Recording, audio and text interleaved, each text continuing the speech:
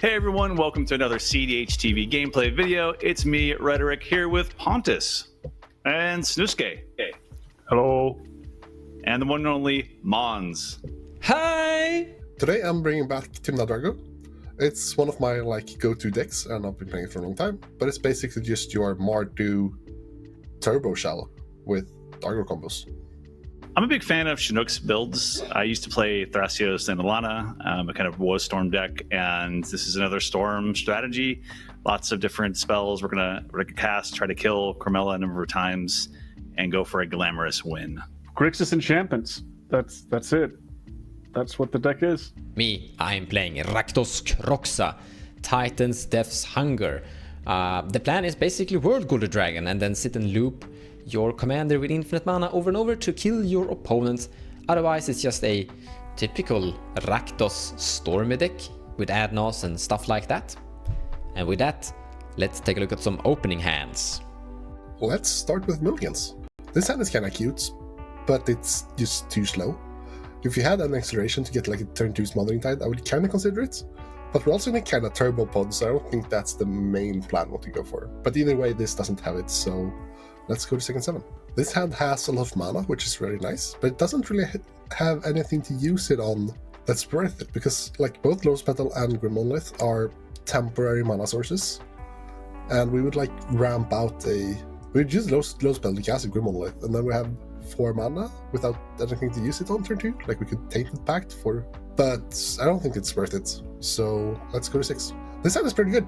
It's not everything you'd want in life, of course, but it's very good. It's you turn 1 Hope of Creeper, Sandbang Mox Opal, turn 2 Lothus Mox Opal. Mox Opal is live.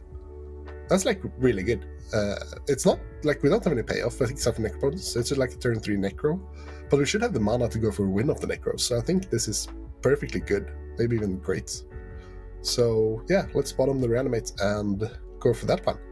Worst case, it actually grinds pretty decently as well, and we can sack Hope of Creeper to silence one of the 2 blue players. So yeah, pretty solid.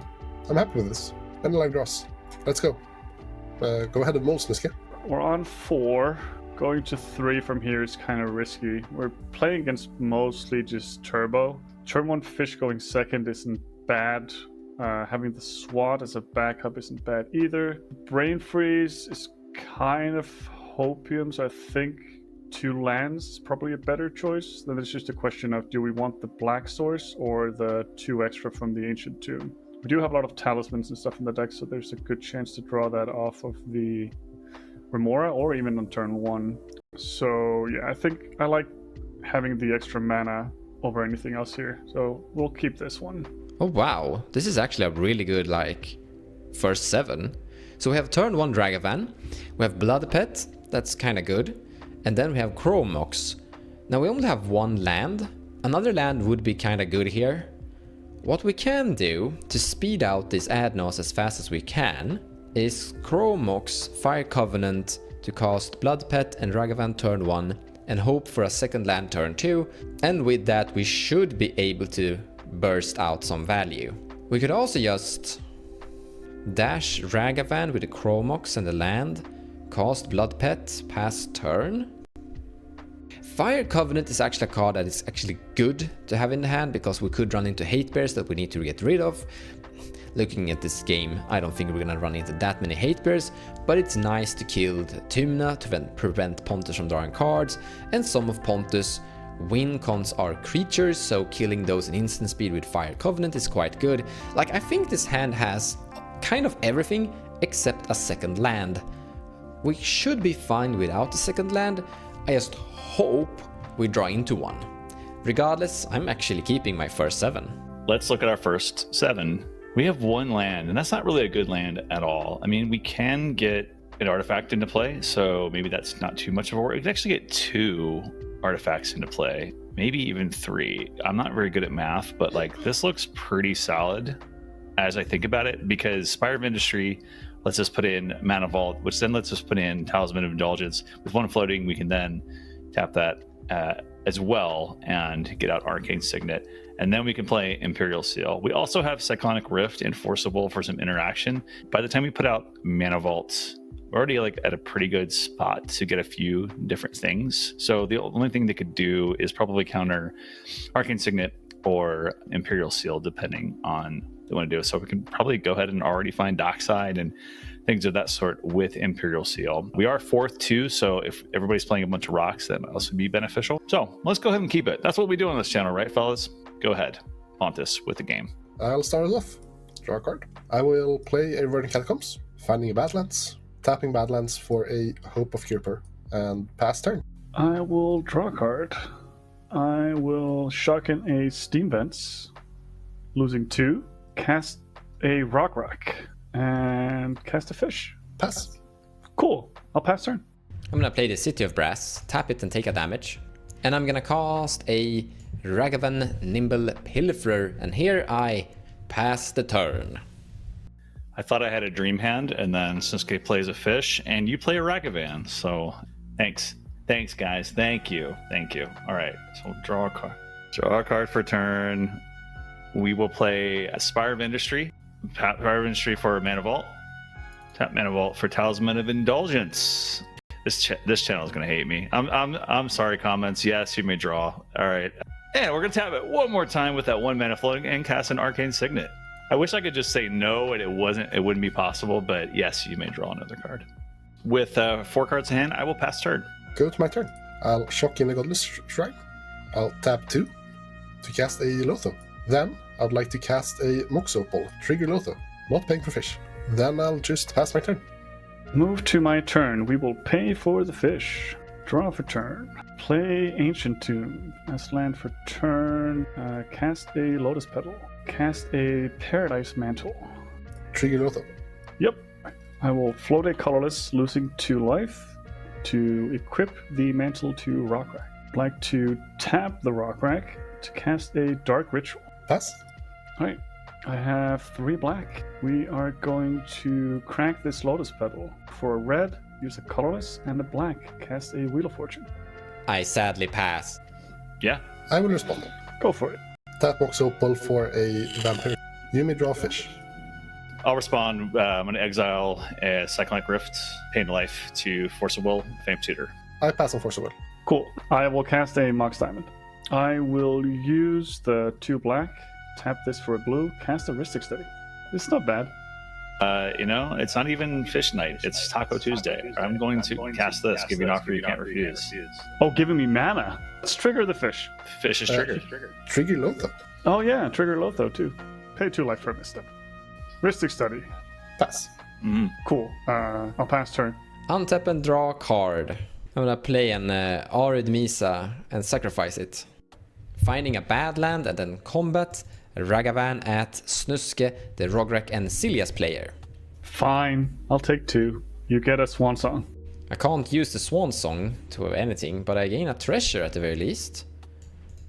Don't have that much more to do, so pass turn. Then for turn will be Mana Confluence, Jeweled Lotus. You just leave me alone. Just for once. Just leave me alone. No, right. I know. I all I'm doing. know. Yes, go ahead. For fish and for Ristic, Yep. I have drawn 2 cards. Talisman Indulges for red. I'll sack Jeweled Lotus, making 3 black, and cast my commander, Cormela. Trigger Lotho. Make a treasure and lose life. Can I draw for Ristic Study? Yes. I will tap Spire of Industry for a colorless, and I will sync that into Cormela's ability to make Grixis.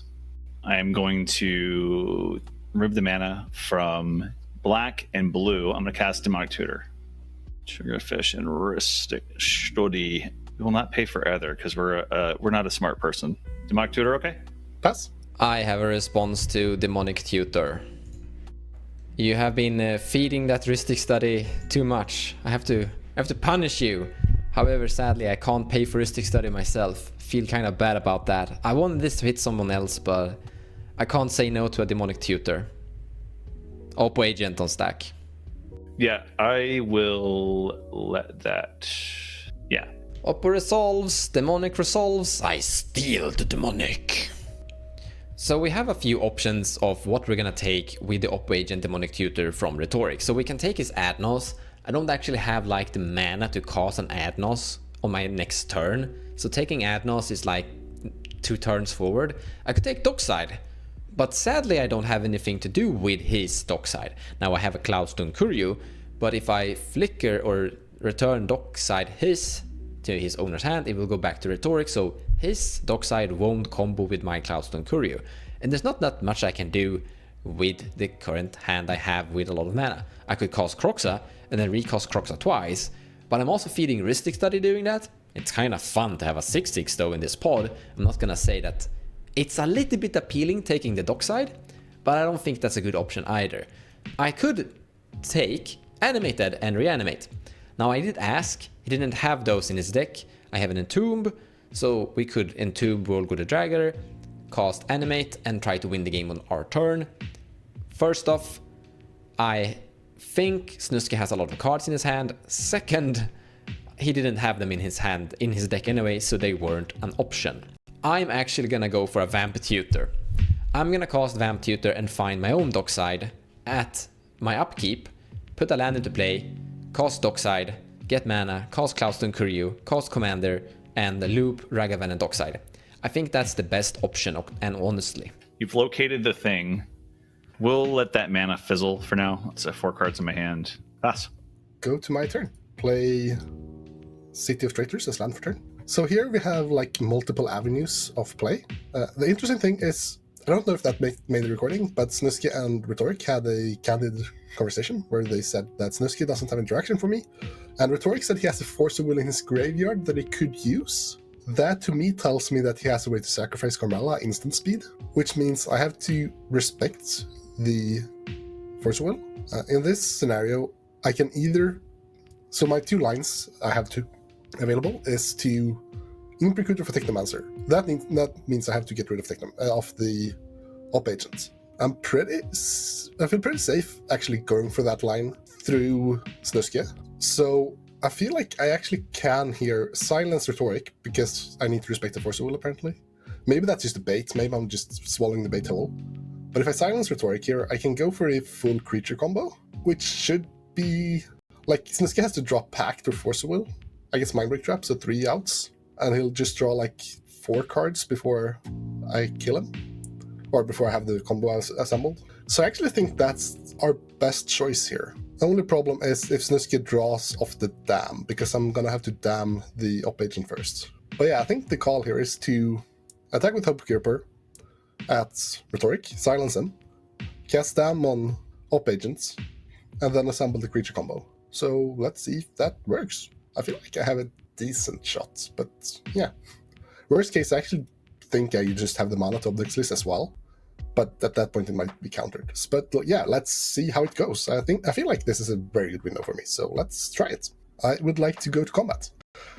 I'll attack Snuský for 2 with Lotho, and Hope of Gripper at Rhetoric. No block. Got it. Go to post-combat main phase. I would like to sacrifice Hope of Gripper to silence Rhetoric. Here comes the risky part. Tap 2 to cast a dam on opposition agents. Damn! I don't have any interaction to that. My Oppo agent is dead. Dam resolves. I would like to tap 2, tap 1 red, cast a Imperial Recruiter, trigger Lotho. You may draw for a stick. Make a treasure, lose a life. Imperial Recruiter ETB. I'll find this Ruthless Technomancer. Sack a treasure, sack Recruiter, cast a Dargo. You may draw. Sack 4 treasures, cast a Technomancer. You may draw. Technomancer resolves. ETB. I will sacrifice Dargo, making 7 treasures. I will sack 3 treasures and Mox Opal as an additional cost. Oh, the Dargo's not in graveyard. To reanimate Imperial Recruiter. Recruiter ETB. I will find a Dockside Extortionist. 2 treasures, cast Dockside Extortionist. You may draw. No, wait, I will pay for Rhystic Study. Dockside to me, I'll make 7 treasures. I'll sacrifice 1 treasure to cast a Skirk Prospector. So from here I can present the loop where I sacrifice Dockside to Skirk Prospector, making a red. Sacking 3 more treasures to reanimate Dockside to Technomancer. As long as Dockside makes 4 more treasures, I will go infinite, and he currently makes 7 treasures, so this is infinite treasures. So I'll make infinite treasures, then I will cast the Dargo, paying the taxes, sacrificing Imperial Recruiter. I will then reanimate Imperial Recruiter with Technomancer. I will find the Magda, cast Magda paying taxes. I'll use Magda to find a defense grid, followed by a Altar of Dementia, followed by Wish Claw, tutoring for Mayhem Devil to kill the table. A good game. Turn order matters. Who would have known? All I have to say is, damn. Also Taco Tuesday, so hope everybody enjoyed the fish tacos. Good game. I've been a stan of Imperial Recruiter in this deck for a long time, and I feel like this very much showed the power of it, and that I'm happy to show that. It's a great card in this deck.